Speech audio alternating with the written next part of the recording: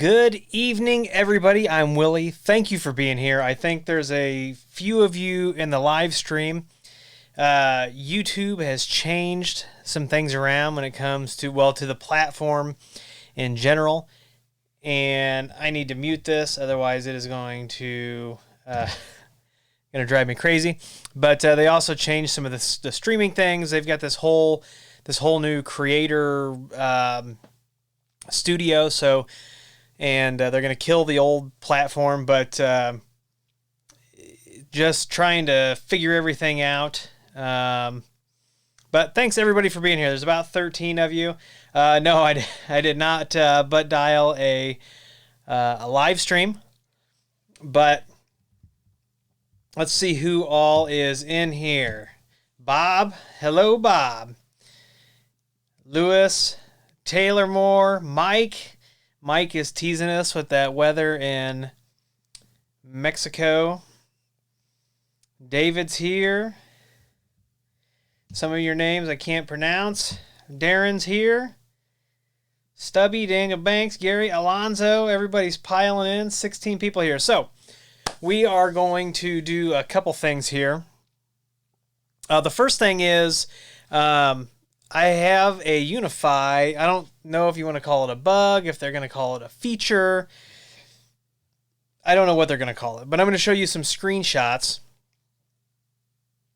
that I took, and you can decide. So let me kind of outline this first. Hey, Nathan.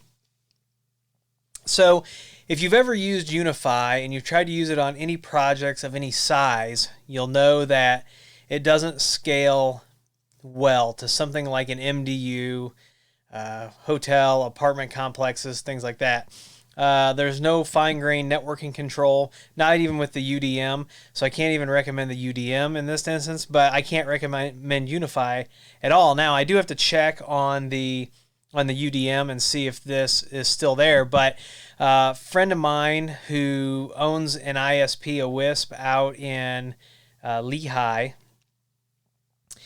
called me one night, this was a while ago, and we found out that UniFi will only let you create 64 networks. I mean, given the state of the USG and things like that, probably made sense. At some point, I'm sure there was a great rationalization for limiting the amount of networks that you can create in UniFi. So we think that UniFi is doing like awesome things to watch out for us and all of these limits and things like that. Now, I am going to, first I got to delete this file because I don't, I have to delete a file because I don't need it anymore. But I'm going to get this pulled up on the other screen. All right, let's see if we can switch over here real quick. All right.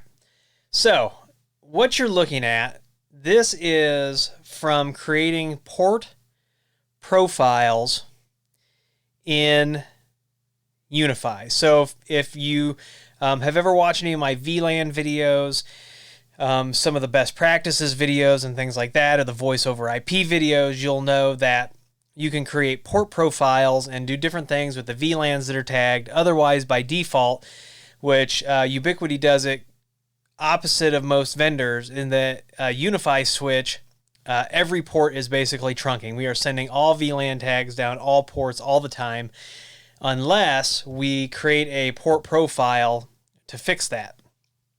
So we're setting up a new office and everything, and you can probably tell from the screenshot. Let me zoom in here, just in case you can't. Okay, so you can probably tell it may or may not be for a police station. And so we're messing around, talking about how we're going to do this. And I thought, you know what? Just to be a smart guy, let's name the port profile Bad Boys, what you're going to do when they come for you. And to my surprise, UniFi took that very, very lengthy name for a port profile. You can see everything else in the screenshot, short, sweet, to the point, right? So I thought, okay, and usually when you get, digging into these kinds of things, it's like anything else. You tend to take it all the way to the limit. So I didn't take a screenshot of the second thing that I changed it to, but it was several more lines, and it took it. It took it in the port profile and for the name, and I thought, that's interesting. So I can only have 64 networks total. It doesn't matter whether they're corporate, guest, or VLAN only. I can only have 64 networks, but it's going to let me create a port profile with this long name. How long can the port profile name be? Now, I haven't taken it any further than this. I'm going to show you this screenshot. Right there, you see the first line of the chorus of the song Bad Boys. So let me show you what I did. Let's see if I can't scroll in here. So I'm going to close this. I'm going to open this. It says number 2.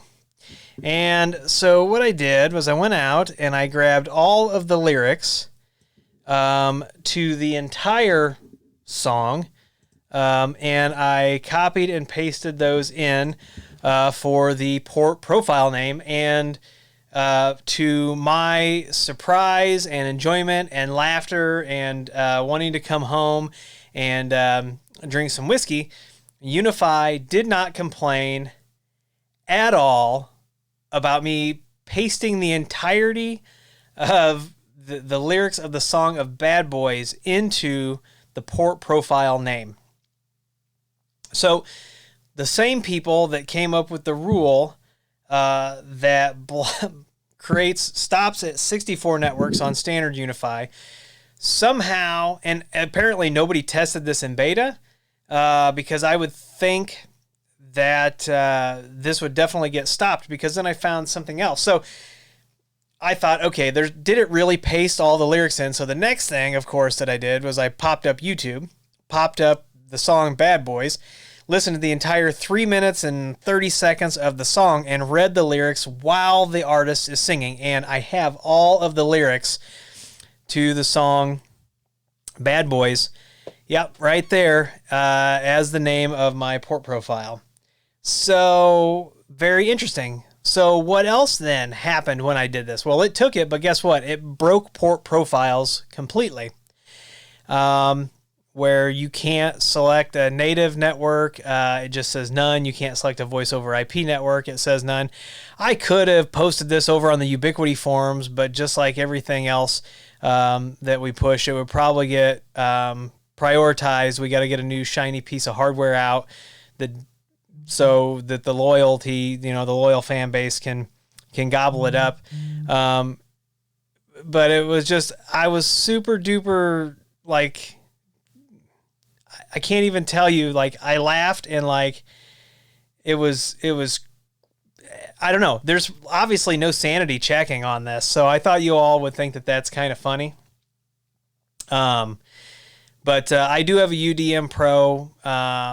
My thoughts on the UDM Pro, they gave us great hardware. They gave us UniFi OS, but they gave us all of the broken things about UniFi that we've been complaining about.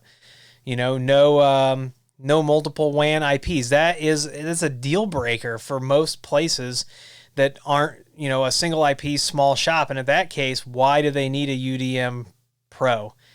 I can't answer that. I'm struggling to figure out who we are marketing towards as far as Ubiquiti goes. And that's really why I've started really, making sure that I'm staying up to date with other companies and what's going on, because I don't know what Ubiquiti's plan is. There's no public plan.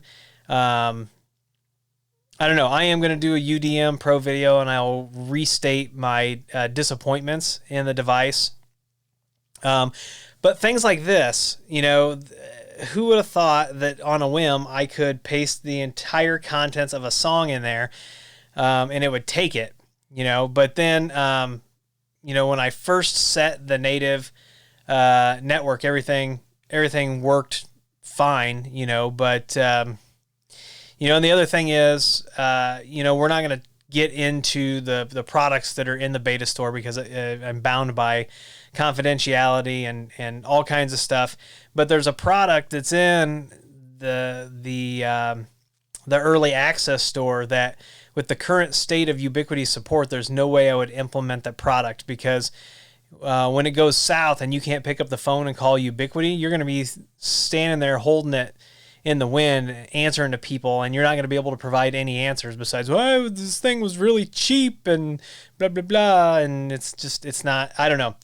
I like Ubiquiti, I really still do love the company, but I, like many other users, am perplexed at exactly who we're targeting, what we're targeting, why we're targeting, when we're targeting. And maybe they'll make it clear. So I don't know. I can't tell you, what the future holds. Apparently other YouTubers have greater insight into that than I do. So we'll just have to see. We'll have to see what rings true for the future. All right. So that's my little rant about that. Let's see. So let me flip back over here. All right, so you're back here. I gotta cross something out on one of these screenshots because it has the name of where I was at, and I have to protect their privacy as much as possible here. So we'll just save that. Because I got to show you something about how to not set up public Wi-Fi, okay? I've done videos and videos and videos about how to set up public Wi-Fi, but then, you go somewhere, and the funny thing is, this place is completely using Ubiquiti gear, completely across the board. I'll show you here in just a second. And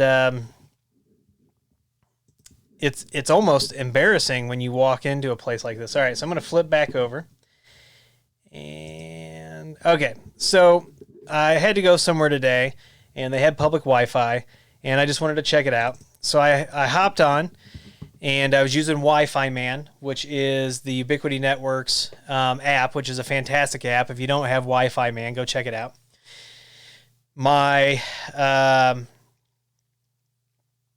download speed there was 214.34 megabits per second. That's not too shabby for public Wi-Fi. Then I start just using this, and I'm just using the tools. I'm not doing anything special. My phone is connected to this Wi-Fi. I open, the discovery tool on Wi-Fi Man, and I start seeing everybody's devices. I start seeing, I see a gateway. Now I've trimmed this picture because some of the information at the top. I also see Sonos devices. So now I did not try to log into any, I did not try to take over any of the devices. However, I was able to get to their USG login screen, which that is a huge, huge no-no. Now, I've come across some pretty poorly deployed public Wi-Fi in my time. Never any where I could get to the login of the router this blatantly. And so it's like, you have to be very careful about how you approach these situations. I didn't talk to them at all. I just took a screenshot because I couldn't believe it. And then the other thing that I couldn't believe is that I have Sonos Play devices, because trying to keep Sonos working across Unify in general is a real pain in the butt. And so I have Sonos devices here so that I can stay on top of that when all the changes are made. And, we have to, make sure that we have people who keep Sonos working. And so, yeah, I could have changed the music, and you see that they were playing Pandora in the office, and I could have really I could have taken over the speakers. I did not.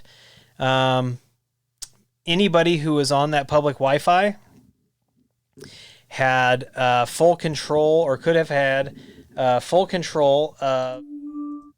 Sorry about that. Could have had full control of their Sonos. They could have had full control of their TVs. They had some streaming devices, and this is why it is very important that your public Wi-Fi is planned and deployed properly. So it could have been someone at this place who just maybe watched a few YouTube videos and couldn't follow the directions that deployed it. But once again, I did not try to log into anything. I did not take over anything. I simply opened the apps on my phone, and that's what you see. It would be very very dishonest of me to try to log into those, to change the music, things like that. But you have to be real careful when you talk about alerting people to these kinds of things, because it could look like I'm trying to do something malicious, even though I didn't. But I'm going to tell you, there's going to be, at some point, there'll be a kid. Kids are the most awesome pen testers that exist, because they have a natural curiosity. They've not been painted inside of these boxes that a lot of us live in, and then we have to learn how to step outside of those boxes to do these things. Kids are naturally curious, so a kid is probably going to have the Sonos app on one of their devices on that Wi-Fi and probably start playing whatever they want on those Sonos speakers. And it will be funny. And I just experienced this with my daughter last night. We were at basketball practice, and where we were practicing basketball at, they had left their microphone hooked up to their overhead PA system, and 3 of the girls were sitting out, and one of them saw the mic, and they picked it up and started talking. We're in a gym full of girls who have basketball practice, and then once they made like a noise and they heard it, there's lots of giggles, but then they didn't do it again. But kids are very naturally curious, and a lot of times we haven't put the constraints on them, and so they'll do things, and they'll find it. But hey, Brian, yeah, so it's this is a very, very, very poorly planned and deployed public Wi-Fi. I mean, I was sitting there and I was actually embarrassed for Ubiquiti. Not because we're using Ubiquiti equipment. For deployments like this, Ubiquiti stuff is awesome. But the thing is, their company name is attached to this hardware, and this network has absolutely no security on it at all. So it's too bad that there are vendors who are doing this, because it gives the product a bad name, and it gives other small vendors a bad name. And like I said, it could have been somebody who worked there and they just thought, oh, buy all this cool stuff and plug it in, and they don't really know what they're doing. But that also creates a problem where people who don't understand networking, they don't understand Wi-Fi, they don't understand security, they buy this stuff. Now they have a problem. Now it's the equipment's fault because it was inexpensive. It's a piece of junk, when actually they don't understand how to make it work properly in the first place. So, yeah. So there's all kinds of different, Wi-Fi gear. You're going to see, I'm going to be doing some head-to-head comparisons here pretty soon. And actually, I'm in the middle of filming a video for this, and we're going to go ahead and we're going to open this. So this is the Amplify Alien Kit that Ubiquiti sent over to me, so I want to thank them for sending this. Now, this is not like what some of the other people got, where it was just the unit itself. This actually has a mesh point in it. So we're going to open this, because my Amplify HD that I'm using now, it's starting to go on the fritz, and so I need to do a video on this, but I also need to get it hooked up. So my video is going to be a little bit different from some of the other content creators that you see, where they're going to use iPerf and they're going to do all this stuff that really doesn't mean a whole lot. iPerf doesn't really mean a whole lot to people who aren't geeks, who aren't us, who aren't IT people. What somebody who's going to get this Amplify Alien off the shelf at Best Buy, You know, what they want to know is how fast is my internet going to run? How fast am I, you know, like they don't care about the iPerf test. They don't. So everybody else keep doing your iPerf tests. That's awesome. I'm going to do my own thing and you'll see it with this video. I got to make a little room here real quick. And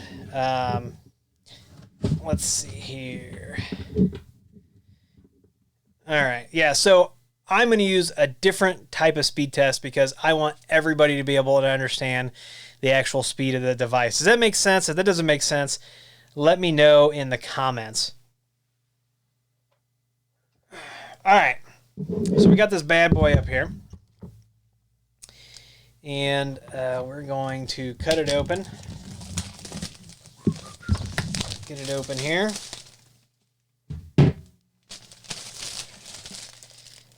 And it's packaged really well. Oh, haha, that scared me. So here you go, powered by Wi-Fi 6 technology. It's got all the cool graphs and all those things on the back. All right, really nice box on the inside here. Let's see if I'm smart enough to figure out how to open this box. All right, so there's a pull tab over on this side. By the way, I probably won't do another unboxing of this since I'm doing it right now. Oh, so I'm going to tell you what. This boxing on the inside, you can't really see it too much, but it is very UDM-esque. The packaging, the way that these are all in here, reminds me very much of the UDM. So I'm going to open this. Then on the inside of the box, I've got some propaganda that I got to get out of there and see what it is real quick. So I have a flat Ethernet cable. I have a quick start guide. It's supposed to be 3 steps to getting online. Let's see, then I've got, oh no. No, there's more than that. Oh, that's the mesh point. So the mesh point has 3 steps. The actual router has 7. All right. And I think there's more stuff. Yep, there's power cords. Power cord. Some packaging. Another power cord. I mean, they did not skimp on the packaging. So, all right, let's see. We got 2 power cords. We got a flat Ethernet cable. Let's see what this is. All right, so this is the mesh point, and this thing's kind of ginormous. Let's see, it's got an Ethernet plug-in, a reset, and a power. I don't know if you can see all that in there, but this thing, let me open this other one. This is the main router itself. These things are very sleek. I mean, Ubiquiti did a good job of designing this, and we can actually start to see where their home designs and their corporate designs are overlapping. All right, so here's the main unit. It's got this LED screen here on the bottom. It's got Ethernet, reset, and power, just like the mesh point unit. And then look at this in the back. It's got 4 ports there. So I'm assuming that the quick start guide is going to tell us that like port 1 or port 4 is the Ethernet. But let me grab my UDM and let's look at this real quick.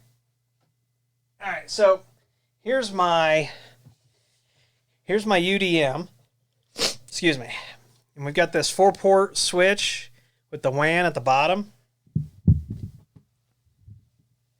They're probably using the exact same components in these. I mean, it wouldn't surprise me. It'd be, you'd want to keep the cost down. So why wouldn't you reuse some of the components in the designs? So I'm going to get this fired up. We'll do some testing. I've got this machine I'm streaming from. I've got the Wi-Fi 6 card that's going to go in there. But these things are really nice, but they're huge. Like, you know how big the UDM is. I mean, this is the mesh point right here. Just quick size comparison. That's pretty cool. I won't unbox these again, but I will definitely be doing a testing video, and we'll get these fired up and get them in place. So I thought that you'd like to see that. By the way, thanks to Lenovo for sending me the machine that we are using to stream the live stream. I do appreciate that. So, enough about hearing me talk about everything. I am going to go to the comments real quick. And actually, I'm going to move these real quick like. Let's see. So that I can pull my laptop over here and look at your questions. All right. What do we have here? Welcome to the questions. For those of you just joining us, we talked about some Ubiquiti stuff. You'll want to go back to the beginning of the live stream if you want to see a couple funny things about port profiles. Let's see.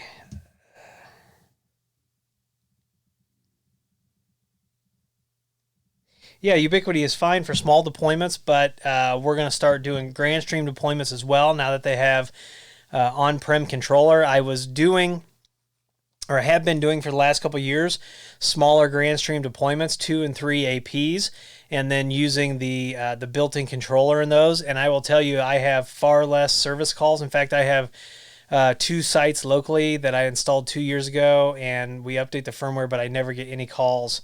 So the GrandStream stuff is very, very solid. Let's see here. Yeah, the box on that is... So Darren says, do you know of a fix for the 404 errors that are killing live view on UniFi Video since Chrome updated from 79 to 80 earlier in the week? It's made live view unusable. Nope, really don't. I've migrated away from UniFi Video and Protect. So I'm not the guy to ask about those. When you're, if you're going to use a different solution, I could probably help you out. But the Lenovo PC is absolutely fantastic. Let's see here. Yeah, somebody says they've been using Lenovo since they were IBM, and this my laptop that I do most of my work on is it's a Lenovo ThinkPad T440. I bought it on eBay for $175. It's an i7 8 gigs of RAM SSD. Had a 30-day warranty. I bought an extended 1-year warranty for like $19.95, and this thing has been chugging along. So if you want to know what I'm using for cameras, so mainly for the NVR, we're using Surveillance Station. We are also using Axis, the Axis NVR and ExactVision.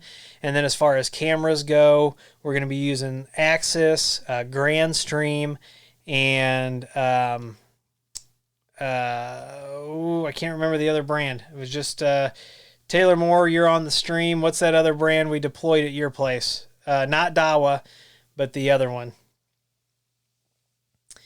Let's see. Yeah, Lenovo makes a solid product.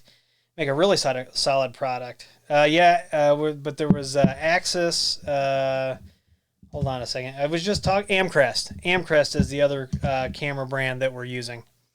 So the reason that I moved away from Ubiquiti cameras is, first of all, they made it without saying. Well, first of all, they said they're not gonna use the SD card slot to do edge recording, which if you're protecting more than your house, you want edge recording.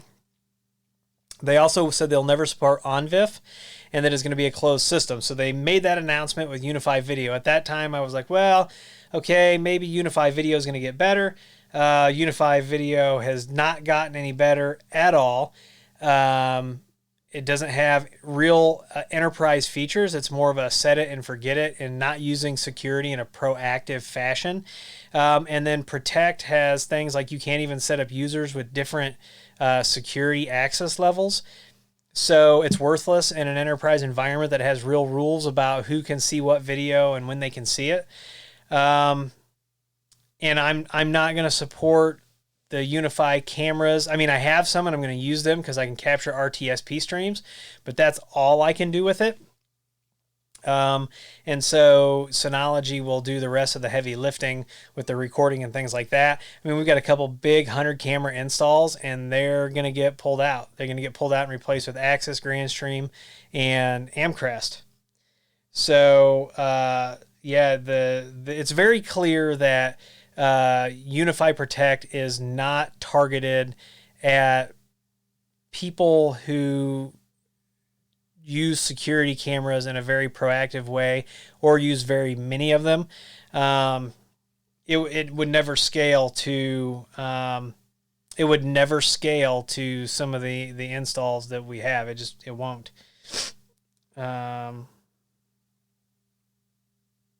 Yeah, so if you've got 25 plus Unify camera systems out there, I would definitely be looking at other solutions. So the question just came up, how is the pricing, right? So let's open a web browser. Hold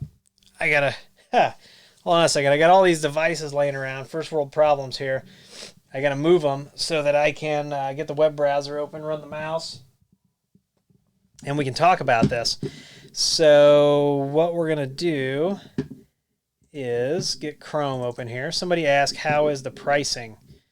And I want to show you how the pricing is. Let me get over here. I love it that you guys are asking questions and we're not just blindly accepting what some of these vendors tell us and that we are investigating other vendors. That's the best thing that you can do for you and your clients or you personally is to keep your mind open about other vendors. So let's see here. Let's go here. All right, so we're over at Amazon. Now, let's say, let me answer this. Brian asked, when you're setting up surveillance station, do you run cameras on a separate VLAN and configure the NAS to accept multiple VLANs? Usually we stick everything in the camera VLAN and then we punch holes in it just so that you can get to the ports that surveillance station is running on and DSM is running on. And then His Love Army asked, how's the Synology license pricing? And let's talk about this. So first of all, we've got a couple of these that we're getting ready to deploy. And we are using the DS218 Plus. And then we stuck some Skyhawk surveillance drives in it. Now, so it's $297. You can upgrade the memory in this. Now, they say you can only go to 6, but if you're brave and you want to completely disassemble this and void your warranty, I know people who are running, I think, 16 gigs of RAM in this thing. And I will tell you, when you get to 6 gigs or more, this thing is so snappy that you don't realize that it's only a 2-bay device. I've got a customer who has gone past the 6 gig barrier, and I can't believe it. When we were just working on it last night or the night before, and I mean, this thing is, it's boom, boom, boom. It is so snappy with that memory. So here's the deal. By default, every Synology device that can run Synology surveillance station comes with two licenses, 2 cameras for surveillance station. Then after that, you can get them for about $50 or cheaper. So you can see that Brian says that he just picked up an 8-pack license from B&H for $359.99, which is less than $50 a piece. Now, here's the really cool thing that we just noticed yesterday. We just set up a 1618 for another installation. So let me show you the 1618. And we maxed the RAM out on it. It's got 32 gigs. And we also used 6 terabyte Skyhawk surveillance drives in this. And what we noticed yesterday when we activated the additional 4 camera license for this particular model, it looks like we can actually now migrate those licenses to a different box. That's what it looked like. We didn't try it, but and the thing is, I don't mind paying $50 one shot, one kill for a camera license with Synology because the stuff just works. And every time they update DSM and Synology Station, you get, or in Surveillance Station, you get that upgrade for free for the life of the hardware. As long as they're supporting the hardware and they're putting updates out there, you get it. I mean, pay Synology $50 for a license. Their stuff is awesome. It just works. It just does. And the mobile app is fantastic. Yeah, Brian, you wouldn't believe how snappy this 1618 is with 32 gigs of RAM. I mean, it is absolutely amazing. David Allen asks, I need some wireless Synology cameras with small solar panels. So Synology themselves don't make cameras yet, or they don't make them, or maybe they have no plans to. I want every vendor to have full stack with their with the products that shine being kind of like what leads it. But anyway, if look into Tycon, Tycon Power, they make solar setups for what you're looking at. So check that out. Might be helpful. But no, His Love Army, the licenses for Synology, you buy them one time. And maybe they've changed the licensing on the email server too. Now, with their advanced email server, I'm going to tell you, it is one of the best email servers. I've set up all kinds of Linux email servers, Windows, Microsoft Exchange, and a couple like third parties that run on Windows. But I'm going to tell you this, the Synology Mail Plus server is one of the most advanced mail servers, dollar for dollar, that you're going to get. And you get 5 free enterprise licenses with it when you buy a Synology that can run it, and then you just have to buy the mailboxes. Now, previously, and maybe they've changed this, when that mailbox license followed that hardware. I don't know if they've changed that or not. But the thing is, if you're buying like a rack station, one of the big 2U rack stations, these things have a 5-year next business day warranty.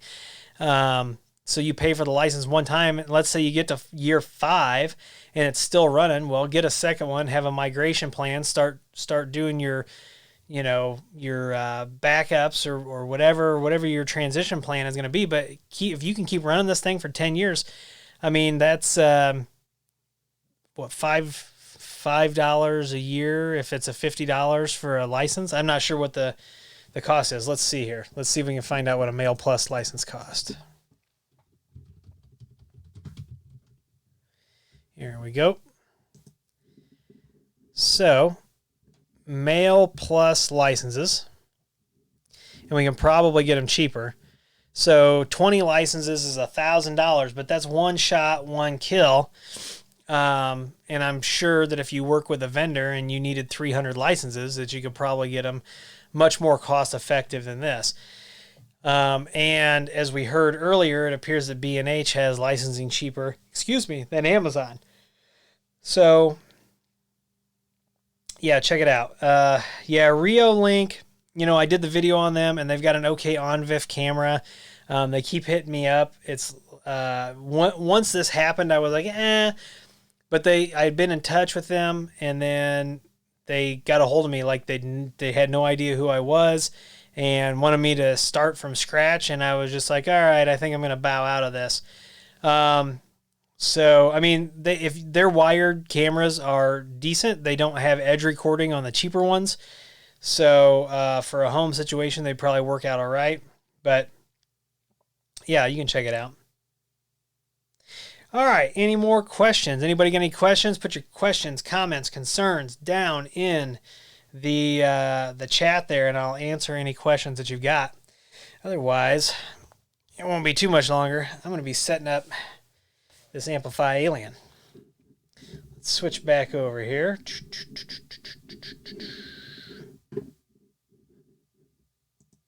All right, there's everybody. So this is the Amplify Alien. It's got this LED on here. You will see a video of this. I'm going to go ahead and get it set up. In the meantime, get the mesh point upstairs, get it going, get off of this HD system. Bob, I do like edge routers, but of course I am working with Draytech, Grandstream. I'm not going to be locked into just the edge routers. I need to be able to offer a plethora of devices, and we're even doing Cisco still, and we've got I don't know, you name a firewall, we can work on it. Yeah, so I want to see what I'm going to think of this thing given the price too. So um, it'll be interesting to see. So I'll post pictures and things like that. So also too, if you follow me on social media, you'll know that I posted pictures of the Grandstream UCM 6302, which is a beta device that they sent over to me to test. It is the new Grandstream UCM, obviously 6300 series. That does not mean the 6200 series is going away. The 6300 series is built on Asterisk 16, and it's going to allow us to do some really cool things that they've talked about. So Dave Robertson, what you're saying is that the Reolink $40 to $50 cameras do have edge recording. So that would be contrary to the camera that they sent me, but maybe the new ones do, or they drop the price. So this Draytech, specifically Alonzo, that I have in the rack right now is a Vigor 2960. I did an intro video on that. So his Love Army, I do not charge a monthly fee for maintaining phone systems. Everything that I do is done on an hourly rate, although I have kicked around shopping around to see if customers with Grandstream systems would want to pay like $1 per handset and $5 per UCM per month, just for somebody to go in, update the firmware, make sure everything's running right. But then on the other hand, I don't know what the interest is going to be, so I don't know that I'm going to burn a ton of time on that, but it is definitely something that I've thought about. Lewis says, hi, I recently changed my internet connection to a gigabit. I was using EdgeRouter X, but I don't get full gigabit after the router, neither cable or Wi-Fi. Should I change the edge router? That's going to be up to you, Lewis. Have you set all of the offload options and tuned it, and you're still not getting a gigabit, yeah, you're going to want to look at a different solution. I'll let you know what I think of the Amplify Alien. Yeah, Bob says turn off SPI. It's amazing to me. Let's talk about Wi-Fi 6. Can the UniFi switch work in the UNMS cloud? No, it cannot, but it can work in the UniFi cloud. Not even edge switches work completely in the UNMS cloud. You can't configure switch port settings and things like that yet. Once they do, because of the way that UNMS is built differently than UniFi, I think that Ubiquiti is actually putting UniFi at a disadvantage because it's so slow and so bloated. And I see so many corrupted UniFi installations every year that UNMS is leaps and bounds ahead of UNMS is leaps and bounds ahead of UniFi. So the UniFi developers should be talking to Vlad and his team and seeing what's going on and switch to PostgreSQL. That's a big difference. UniFi is still using MongoDB, and UNMS is using PostgreSQL. So that's a big difference there. Yeah, Draytech has got some great hardware. So Thamer said, or not Thamer, let's see. Alonzo says Draytech versus UDM Pro Video. So already the Draytech wins out of the box. And you probably want to know, how can I say that? Well, first of all, it's got multiple 1 gigabit connections, so I can divide up those networks. But guess what, Alonzo, the Draytech can do for a business that the UDM can't. You can have multiple WAN IPs. True story.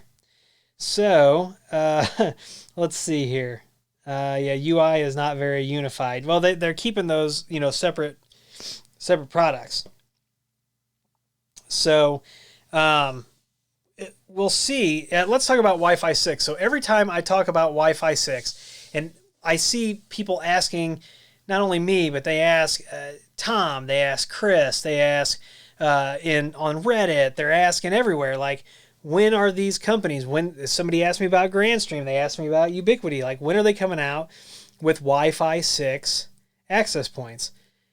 In my opinion, is that they don't need to rush. What these companies need to do is they need to get it right because they've got plenty of time. Because most businesses are not going to rush out and upgrade perfectly good working 3x3, 4x4 AC radios for Wi-Fi 6. Some of their infrastructure may not be able to handle it. Their clients probably can't handle it. I mean, let's be realistic about how business moves.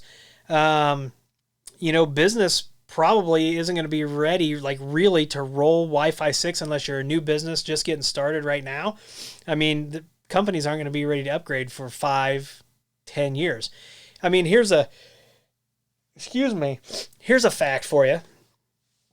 Go out to eBay and search for a Cisco 1140 series access points. Now, these are access points that have been end-of-lifed, no updates for years, but guess what? People will pay a premium, $100 plus, for used access points because they don't want to upgrade their infrastructure.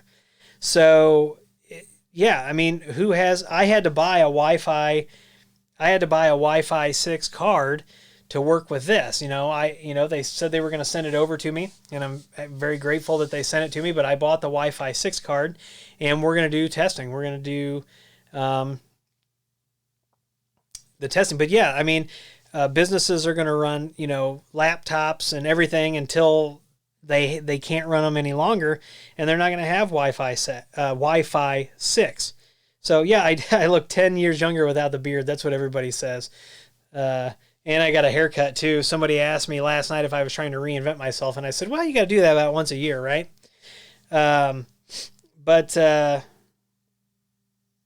Yeah, so Odie says that he feels like Wi-Fi 6 is going to have some of the same signal pitfalls as 5G, huge scalability issues. Well, and the thing is, if it's like anything else, Netgear is going to put out a cheap router, Nighthawk. In fact, actually, I was just at Target the other day, and there's already a Nighthawk Wi-Fi 6 router. And the thing that I do not like about Netgear routers is people they buy them, and they take them out of the box and they turn them on. And then we've got all these noisy routers and stuff like this. So yeah, the Nighthawk Extreme with 37 antennas is exactly what I'm talking about. So by the way, His Love Army, the tech is going to come back. I'm trying to figure out what I'm doing here. E.T. Moore and Sons sent me some really awesome pine planks that I want to do something with. I don't know if I'm going to build shelves out of those or what, but I am going to put some tech behind me. I was actually thinking about putting some of the planks up, having my wife do the company logo, and then actually mounting tech to the planks. I'm not 100% sure what I'm going to do yet. My wife made a very astute observation that I have more room than I had before, and I'm not very, very organized. I've got to do something. I've got to get a better inventory system, a better system for lining things up that we're doing videos on and things like that.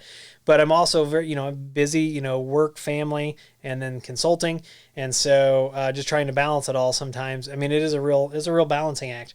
But as far as, Wi-Fi 6 goes, it's going to be, a long time. And some people just want, and they can't tell me why. Like when I ask them, like, okay, is your infrastructure ready? So you've got clients you've got a device, you've got a Wi-Fi 6 card that can, in theory, transmit over a gigabit. What's the wire going to the device? Is it just a gigabit? There's all kinds of things that have to be, I don't understand it. I mean, I'm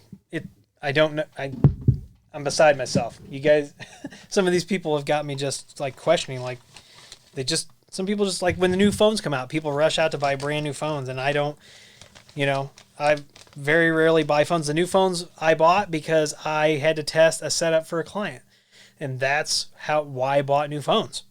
Otherwise, I'd still be running an LG G6, which was a 2-year-old model when I bought it. I bought the phone brand new, but it was a 2-year-old model, and had a client not needed specific testing for Galaxy devices and Pixels. I wouldn't have bought I wouldn't have bought it. So the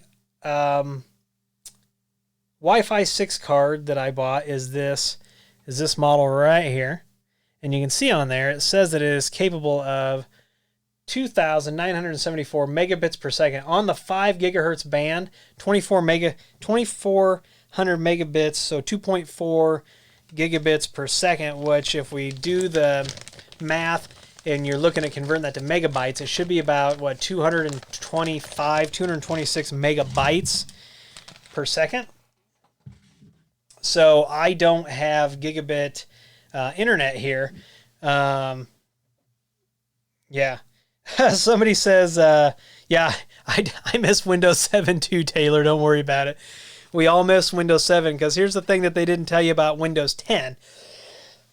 Excuse me, is that the builds that come out, the 2 builds that come out every year, they have a shelf life, right? So now your organization has to figure out how are they going to push those updates. Are they going to use a SUS server? I mean, you got to figure all the logistics of that out because those builds are only getting support for so long. All right. Yeah, it is marketing, and I guess I'm just not that person. I mean, I love you all. You're all here. You're watching the channel, and I'm not overly commercially techie. I try to be, and then people call me out on it, and it's just because you can tell that it's not super duper genuine, you know. So I get the products, I do configurations. That's where we shine. We do the consulting. That's where we shine. We have honest conversations. That's where we shine. Not being glitzy, glammy, all that jazz.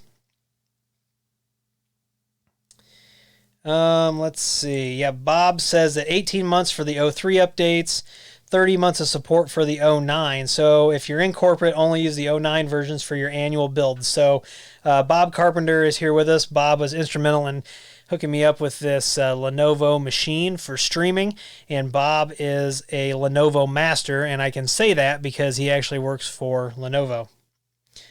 Don't mean to throw you under the bus like that, Bob, but that Windows 10 advice that you just gave to everybody in the chat window is excellent, and if you're managing Windows 10, you should take note. Somebody asked, what's the channel width used for the 3 gigabit Wi-Fi? I don't know. I don't know what the channel use is yet. I'm going to get everything plugged in, and we're going to get it tested, and we're going to... You know, the one thing I wish that Ubiquiti would do is I wish that they would acknowledge the software license like Grandstream does. I get a copy of the GNU license with every device because they're following the rules. They're playing ball. So Alonzo says he's going to switch to Server 2019 desktop experience on his HP workstation. I've seen people run Server 2019 as a desktop, so it's not unheard of. I'm trying to think if there's anything else I can grab here. Oh, so yeah, I've got a special packet capture video that is coming out that you're all really going to enjoy. So I think we're coming up on the top of the hour here. I want to thank you all for being here. If you've got any more questions, go ahead and add them into the chat real quick. I'm actually really excited. I'm going to take some pictures when I plug this in and fire it up. I'll take some pictures of it also side by side next to the HD that it's going to replace, because this thing makes the HD look dinky, and the UDM makes the HD look dinky as well. But all right, so I want to thank everybody for being here. We're going to go ahead and wrap this up. There was no more questions that came through. Stay tuned to the channel for some more videos. If you no, Odie, I do want to answer that. No, so I am pro Ubiquiti. I am pro Ubiquiti, but what everybody is trying to figure out, and I guess maybe I can't be the only one saying it, is that we're trying to figure out what Ubiquiti is doing, because they gave us the UDMs, which are this hardware is so powerful in the UDM, and it's the software is what's holding UniFi back. The UniFi software is what's holding it back. So we're trying to figure out, because they're not publicly saying who they're targeting, what they're targeting. GrandStream setup is very, very easy. So I am still very much pro Ubiquiti, Odie. To answer that question, I'm pro Ubiquiti, but every vendor has their place, and so I need to make sure that because I use multiple products, and so I'm going to show those to you and make sure that I keep doing that. If you go back over the history of the channel, it's not always just been Ubiquiti. You should also diversify yourself. All right, I want to thank everybody for being here, and as always, I will see you in the next video. Have a great weekend, everybody.